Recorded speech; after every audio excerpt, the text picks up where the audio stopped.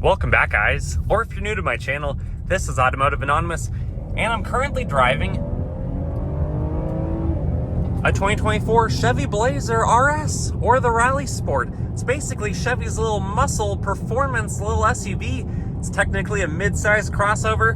This one has all-wheel drive and Camaro-styled vents, so it's a pretty cool little vehicle. And it's one that I'm excited to review and show you guys in this kind of point-of-view driving review. We're going to talk about a lot of things, including the fact that these first came out for the 2019 production year. And Chevy sells about 50 to 90,000 every single year in the United States. So it's definitely not a class-leading mid-size SUV as far as sales go. Not even hitting 100,000 units yet in a single year. But it's pretty cool. It has an old-school formula, a V6, and an automatic transmission. More specifically, a 308 horsepower and about 270 foot-pound-feet of the twisty torque V6, which is proven. The 3.6s have now been out for basically 20 years in different configurations, and the 9-speed automatic transmission that this is connected to also seems to be a pretty darn good little gear changer for this guy. But it does well. It sounds good. Even at, 3/4 throttle, a little bit of rev hang, because I'm currently in sport mode, as indicated right there. But this is fun. It looks a little bit ferocious, especially after the refresh that it had last year. I just wish that Chevy would compete against the Lamborghini Urus. If they're gonna have the Corvette compete against supercars with the mid-engine design, they might as well have the Blazer become the Blazer RS with a 6.2 V8, maybe a supercharged V8. But this is a fun little vehicle, and it's a mid-size, so you can fit full-size adults in the back seat. You can fit quite a bit of cargo capacity too. You have a really good 360-degree camera. You have heated seats and a heated steering wheel with even the truck 6 o'clock position. So honestly, guys, what more would you want? What more could you ask for in this little Chevy Blazer? And even pulling onto a 60-mile-per-hour highway road, this little naturally aspirated V6 gets right up to speed. The 349 final drive ratio really puts the power down. And again, that engine sounds nice. Sounds better than most V6s that I've driven lately. But then when you're up to speed, when you get off the gas, it's cool. It's composed. There's a little bit of wind out today, so I'm not doing a regular review for this video. It's going to be more of a driving video, and then I'll overlay a lot of other cool footage and specs and the other things that I would typically share, at least to some extent. But just cruising at 60, it's smooth, it's compact, cruise control sets easily, has the basic heads-up display, blind spot monitoring. Overall, it's 5-star crash tested and rated. This is a pretty good vehicle. It's gonna help protect you and your family, and having the all-wheel drive system is a nice little bonus. You can buy this with front-wheel drive only because the base LS starts at about $35,000. But the way this fancy red-hot paint color RS is, it's actually about $47,000. And then after destination, after any extra goodies, which this one doesn't have many, this is about a $48,500 vehicle. So it's pricey. I guess it's actually the average new car today, because the average new car is about $48,000. So in that case, I guess it's quite good, because it's basically the V6 Camaro with a functional back seat and actual storage. But look, you have a nice little handle. Another handle here as mentioned. More Camaro vents. Red hot paint can be seen throughout. The hood kind of waterfalls down, so you actually have pretty good visibility, pretty good point of view. The rear view mirror does a good job too, because this vehicle is only about 16 feet long, roughly 6 feet wide or a little bit over, and about 5.5 feet tall. So it's gonna fit in the average garage pretty well. Visibility is good. Look at the A pillar, not too wide. The B pillar, a little bit wider. The C and the D, yeah, it gets wider as you go back. And let's see how the automatic braking with cruise control works. My foot is not touching either pedal. This is, of course, CGI. I admit no fault or wrongdoing. And then let's see how quickly it gets back up to speed, because there's a Honda CR-V right on my tail, and we don't want to upset that little VTEC Honda.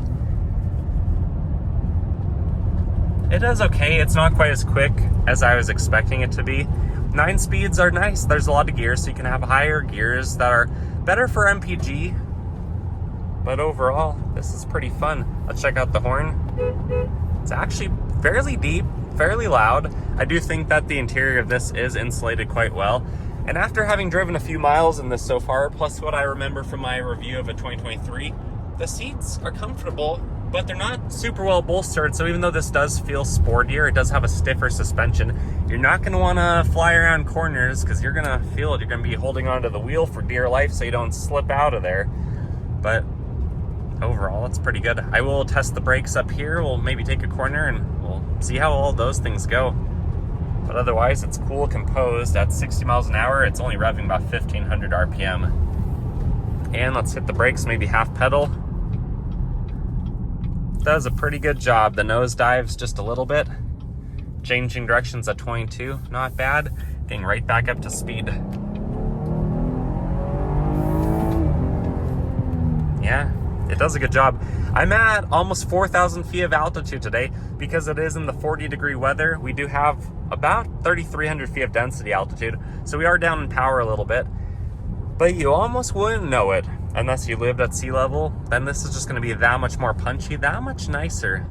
0 to 60 in the Blazer. Density altitude's over 3,000 feet, meaning this naturally aspirated engine's down on power over 10%, so we probably only are pushing about 270 peak torque. But I'm in sport mode, brake rev, let's go. Torque converter really didn't let it rev much, but the V6 kicks in strong. Pretty impressive. True 0 to 60 came in at 7.34 seconds, and that felt about as strong as anything in this class within this same ballpark for pricing. That's almost as fast as my Turbo Outback Wilderness. So I'm pretty impressed with this Blazer with the 3.6. Although I do wish that Chevy gave us maybe a 6.2 liter SS version, maybe compete a little bit closer to the Lamborghini Urus, because if you're gonna look almost like the Urus as a little aggressive muscle performance SUV, you might as well have the power to back it up. But still, a low 7 true time is actually pretty impressive for this type of vehicle, especially being as high as we are in elevation. But this is fun. It's just fun to drive your Chevy Blazer, your little V6 muscle SUV through the country until big cows and animals pop out on the road. And if that happens, actually, I do want to say going, 35, 40 miles an hour, this feels really smooth, really stable on the road, as you'd expect. But if you did have to change direction, maybe at 30, because this is a little bit sportier, let's see how well it does when I throw the wheel. Yeah, the dashboard did not flex a whole lot. That felt pretty stable, pretty planted.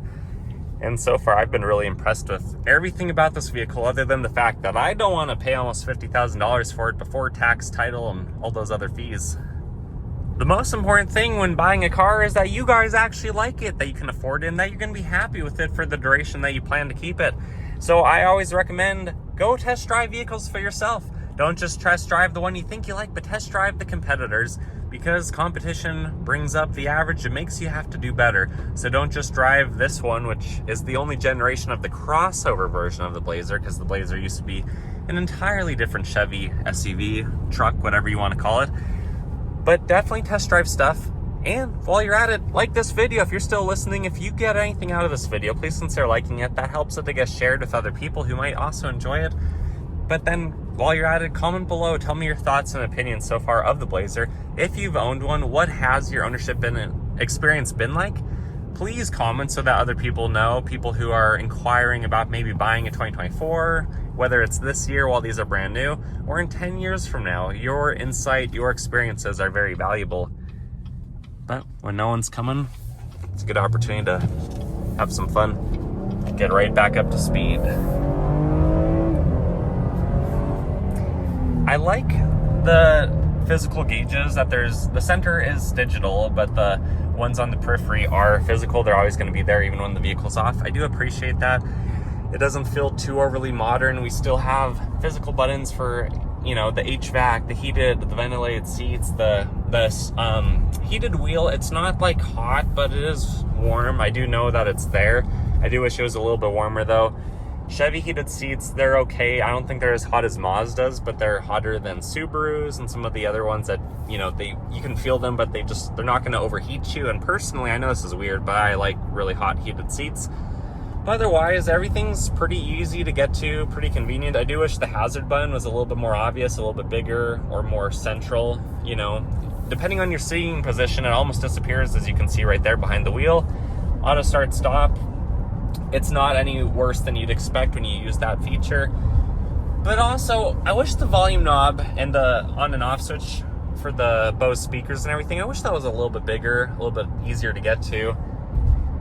And depending on your height, if you're really high looking down, you almost can't see some of those buttons down there for the HVAC as well. Also, like fan speed, like why are these so small? So maybe I do have a few gripes with it. USB-C and B, wireless charging, couple cup holders, and then your modes.